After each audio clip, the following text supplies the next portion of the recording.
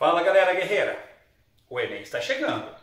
Hora de dar aquelas dicas finais para você detonar a prova de linguagens e conseguir a sua tão sonhada vaga na universidade. E eu quero começar chamando a sua atenção para o fato de que, diferente de muitos vestibulares, o Enem não possui uma lista de leituras obrigatórias, uma lista de obras para você ler e fazer a prova. Então, a princípio, qualquer autor ou qualquer obra da literatura de língua portuguesa pode ser cobrado na prova. Mas a coisa não é tão aleatória assim. Se nós analisarmos as edições do Enem, as últimas edições do Enem, os últimos anos, nós vamos perceber um certo padrão. Por exemplo, o autor mais cobrado em todo este período do Enem foi Machado de Assis. E a obra mais cobrada foi Memórias Póstumas de Brás Cubas, do Machado de Assis. Machado e Memórias são campeões absolutos de audiência no Enem. Depois, as questões costumam se concentrar em autores e obras do modernismo e também da literatura contemporânea.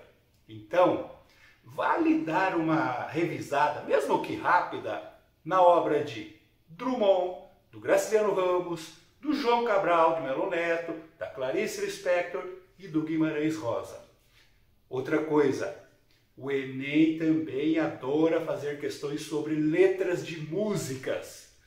E nesse caso, o campeão de audiência é Chico Buarque de Holanda. E não importa se você gosta ou não das músicas do Chico, o Enem adora o Chico.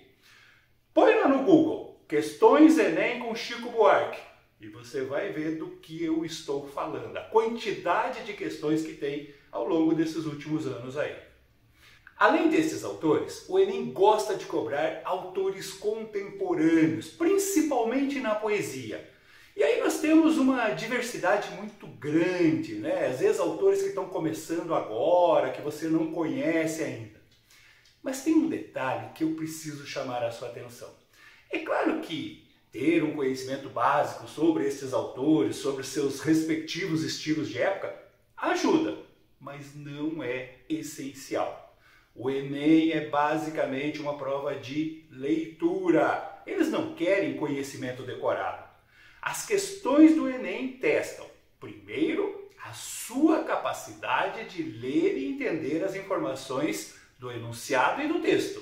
E depois, a sua capacidade de lidar com essas informações para chegar na resposta. Então, se liga nessa dica. A melhor maneira de estudar para o Enem é resolvendo as provas das edições anteriores. Outro detalhe importante. Por ser uma prova de leitura, o Enem é uma prova longa e cansativa. O macete que eu ensino para os meus alunos, para eles ganharem tempo e eficiência na prova é: comecem sempre pelo enunciado da questão. Leiam e entendam primeiro o enunciado, para só depois atacar o texto. O enunciado sempre traz informações que te ajudam a entender o texto. Além disso, lendo primeiro o enunciado, você vai para o texto já conhecendo, já sabendo a pergunta, sabendo o que deve buscar. Assim você ganha tempo e eficiência. E por último, cuidado com o tempo. Não seja teimoso. Se uma questão está difícil, deixa ela lá para o final, para tentar resolver se sobrar tempo no final do dia, no final da prova. Se não sobrar tempo, você chuta. Não esqueça que as questões do Enem têm pesos diferentes. Acertar uma questão fácil vale muito mais do que acertar uma questão difícil.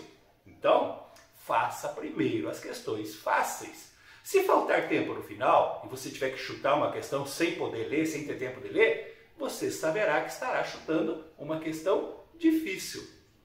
Certinho, galerinha guerreira? Última dica.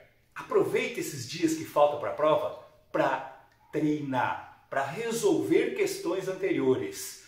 Quanto mais questões do Enem você resolver, mais preparado você estará. E eu estou torcendo por você.